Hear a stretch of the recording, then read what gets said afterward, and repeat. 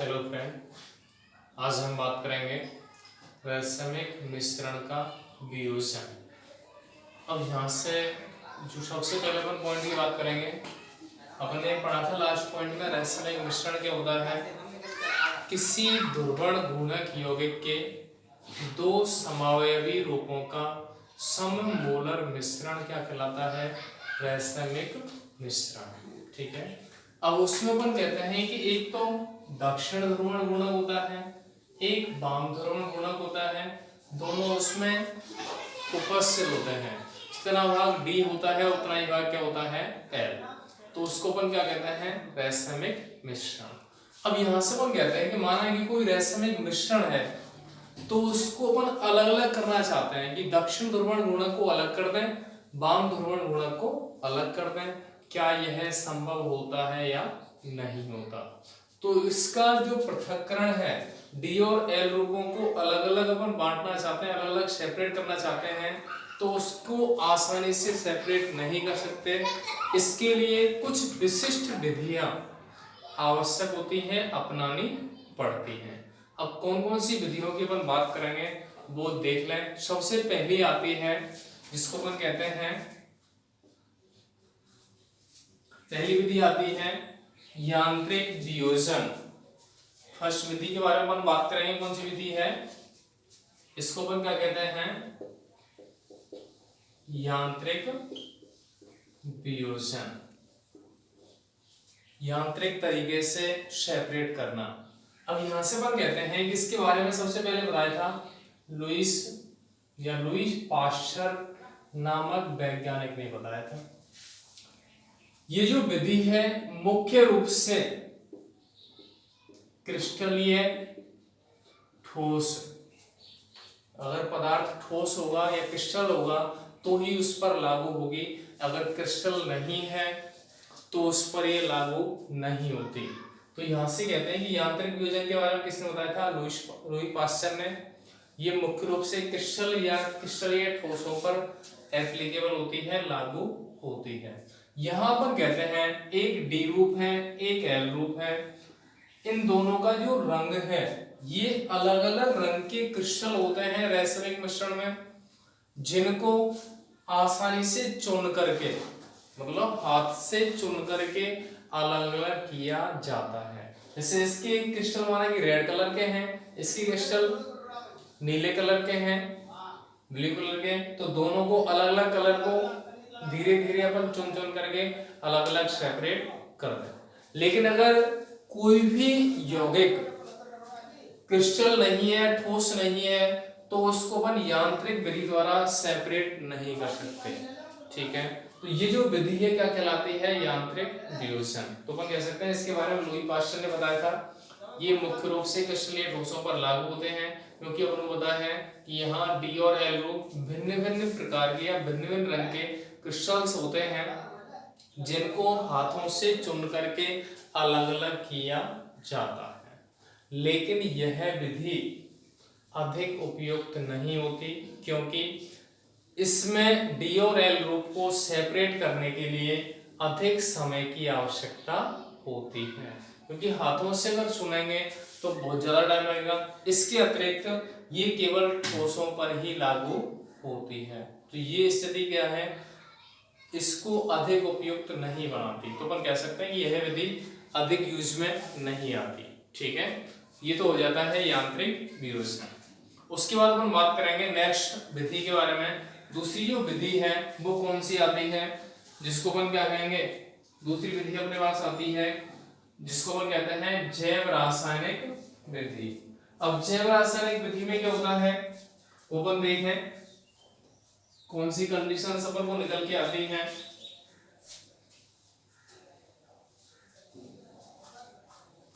जैव रासायनिक विधि,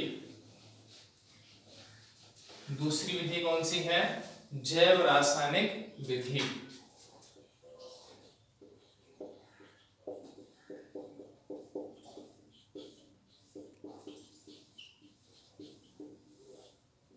जैव रासायनिक विधि होती क्या है वो अपन सुन लें। जैव रासायनिक विधि के बारे में भी किसने बताया था? वैज्ञानिक आता है लुईस पाश्चर ने ही। अब यहां से हम कहते हैं कि इस विधि में सामान्य रूप से कोई ना कोई जैविक पदार्थ काम में लेते हैं, कोई पे ना कोई सजीव पदार्थ प्रयुक्त करते हैं। तो इस विधि में छोटे छोटे सूक्ष्म जीवों को प्रयोग में लिया जाता है, जैसे बैक्टीरिया,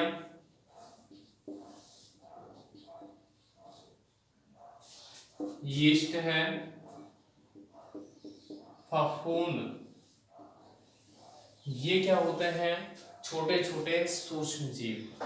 अब इसके लिए अपन एग्जांपल लेते हैं, जैसे अमोनियम टार्ट्रेट। अमोनियम टार्ट्रेट का जो सॉल्यूशन होता है, जो विलयन होता है, उसके ऊपर पेनिसिलियम ग्लूएकम, पेनिसिलियम ग्लूएकम एक कवक क्या कर देते हैं? इसके विलयन में छोड़ देते हैं। अब अगर इसके विलयन में छोड़ते हैं तो ये क्या करेगा? पेनिसिलियम इस यौगिक के, क्योंकि इस में कौन कौन से रूप हैं? डी भी है और एल भी है, तो ये क्या करेगा? इसके एक रूप को पूरी तरह से नष्ट कर देगा, या एक रूप को पूरी तरह से क्या करेगा? खा जाएगा। तो इस स्थिति में यहां केवल एक ही रूप शेष रह जाता है। मतलब यहां से हम कह सकते हैं कि जो पेनिसिलियम ग्लूएकम माना ये पात्र है, उसमें अपन ने क्या भर दिया? अमोनियम टार्ट्रेट सॉल्यूशन है, जिसमें डी और एल ग्रुप दोनों हैं। इसमें अपन ने क्या मिला दिया? पेनिसिलियम डाल दिया, पेनिसिलियम ग्लूएकम। तो ये क्या करेगा? इसके जो डी रूप है उसको तो कौन खा जाएगा? पेनिसिलियम। और इस विलयन में क्या रह जाएगा? L ammonium tartrate.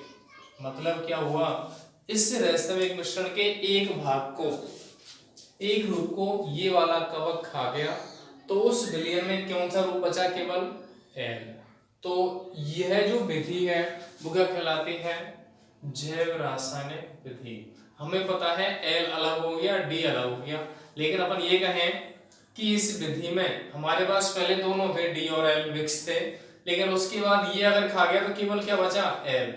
अब हमको तो दोनों अलग अलग चाहिए थे, लेकिन उसमें से डी तो खत्म हो गया, नष्ट हो गया, केवल कौन बचा? एल। तो यह विधि भी अधिक उपयुक्त नहीं होती, क्योंकि एक रूप तो यहाँ पे पूरी तरह से समाप्त ही हो जाता है। ठीक है, इसके अतिरिक्त यह विधि अधिक उपयुक्त नहीं होती। उसके रीजन क्या होते हैं कि किस विलयन में कौन सा सूक्ष्मजीव डाला जाए, किस विलयन में या किस यौगिक में कौन सा सूक्ष्मजीव पनपने दिया जाए, यह आसानी से पता नहीं लगता। इसके अतिरिक्त जो भी अपना रासायनिक मिश्रण है उसको तनु विलयन के रूप में ही लेना आवश्यक होता है। अगर तनु विलयन नहीं है, ठोस है, तो उस पर यह विधि लागू नहीं होगी। तो अपन कहते हैं कि जो भी अपना रासायनिक मिश्रण है उसको तनु विलयन के रूप में ही लेना आवश्यक है।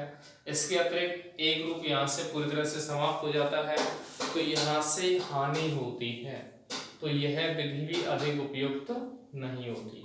तो ये विधि कौन सी कहलाती है? जैव रासायनिक विधि। ठीक है, तो ये अपने दोनों हो गए, एक तो यांत्रिक विधि हो गई, यांत्रिक वियोजन, दूसरा कौन सा हो गया? जैव रासायनिक वियोजन। अगली जो विधि है उसको अपन क्या कहते हैं? Column chromatography. तीसरी विधि कौन सी है? कॉलम क्रोमेटोग्राफी, या इसको अपन क्या कहते हैं? स्तंभ वर्णलेखी। कौन सी विधि है तीसरी? स्तंभ वर्णलेखी। इसको अपन क्या कह देते हैं? Column chromatography.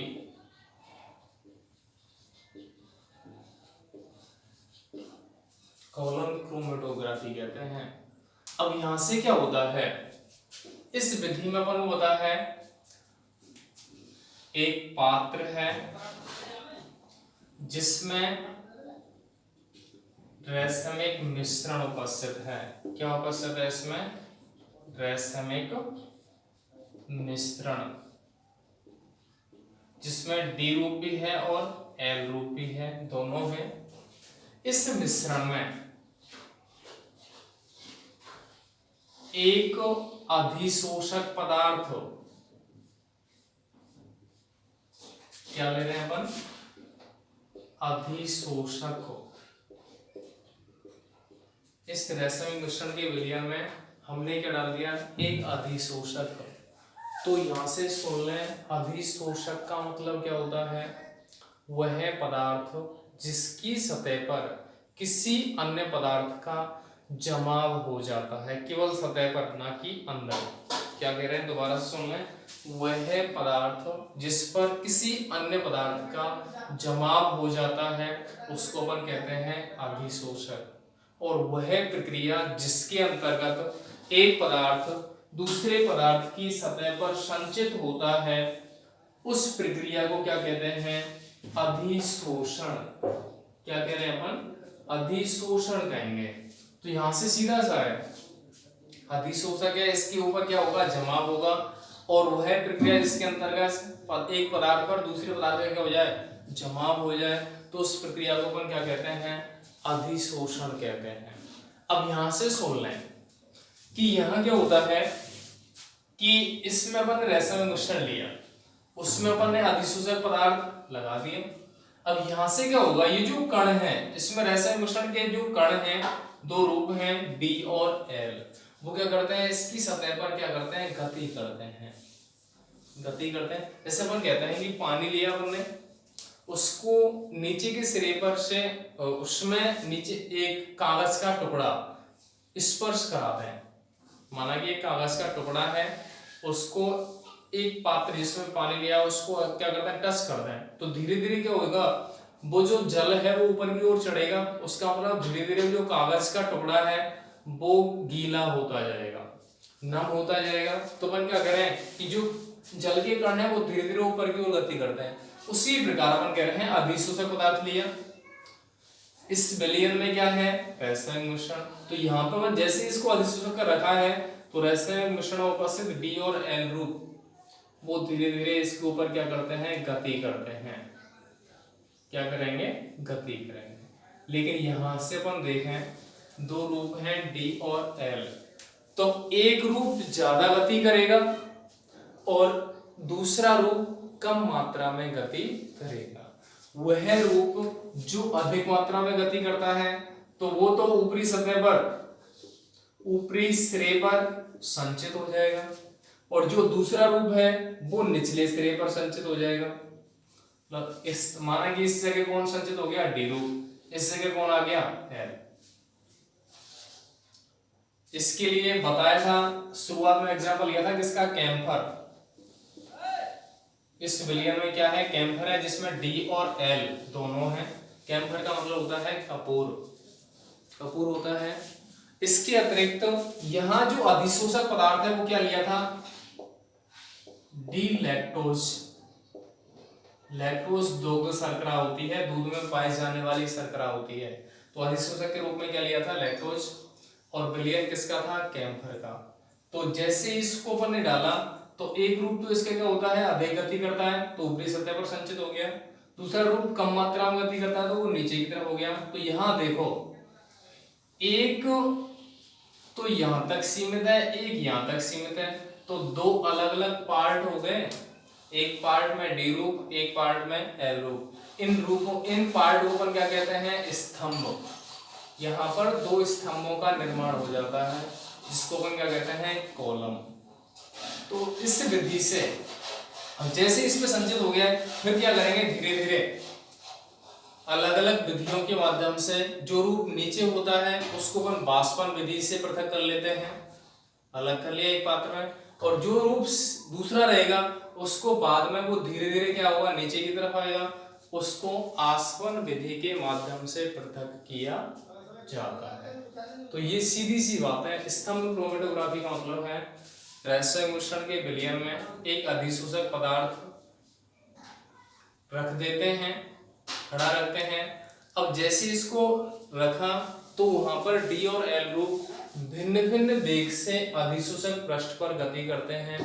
जो कण अधिक वेग से गति करते हैं ऊपरी सतह पर संचित हो जाते हैं, ऊपरी सिरे पर, और दूसरे जो कम गति करते हैं वो निचले सिरे पर। तो यहाँ पर दो स्तंभों का निर्माण हो जाता है। जो निचली तरफ, नीचे की तरफ जो स्तंभ होता है उसको धीरे धीरे वाष्पन के माध्यम से पृथक कर लिया जाता है। उसके बाद ऊपरी सिरे वाला पार्ट धीरे धीरे बाद में नीचे आएगा, जिससे आसवन विधि के माध्यम से पृथक कर लेते हैं। तो ये विधि क्या कहलाती है? स्तंभ क्रोमेटोग्राफी, कॉलम क्रोमेटोग्राफी। यह है यांत्रिक वियोजन और जैव रासायनिक वियोजन या जैव रासायनिक विधि की तुलना में अधिक उपयुक्त होती है। तो तीन विधि अपन ने पढ़ी हैं, यांत्रिक वियोजन, जैव रासायनिक विधि और एक है स्तंभ वर्णलेखी या कॉलम क्रोमेटोग्राफी। ठीक है, आराम से एक दो बार अपन वीडियो को देखें, आराम से समझ में आ जाएगी। ये वैसे लास्ट ईयर में अपन ने पढ़ा है क्रोमेटोग्राफी क्या होता है। ठीक है, नेक्स्ट अपन विधि की बात करेंगे। नेक्स्ट विधि कौन सी होती है, जिसको अपन क्या कहते हैं? चौथी विधि है कौन सी? रासायनिक विधि। अगली विधि कौन सी है? रासायनिक विधि। रासायनिक विधि क्या होती है देखेंगे। रासायनिक विधि, यह विधि सबसे अधिक उपयुक्त है, उपयुक्त है या अपन कह सकते हैं सबसे अधिक काम में आने वाली विधि है। अब यहां से अपन कहते हैं रैसमिक मिश्रण में दो रूप हैं डी और एल, और दोनों क्या कहलाते हैं? ध्रुवण घूर्णक।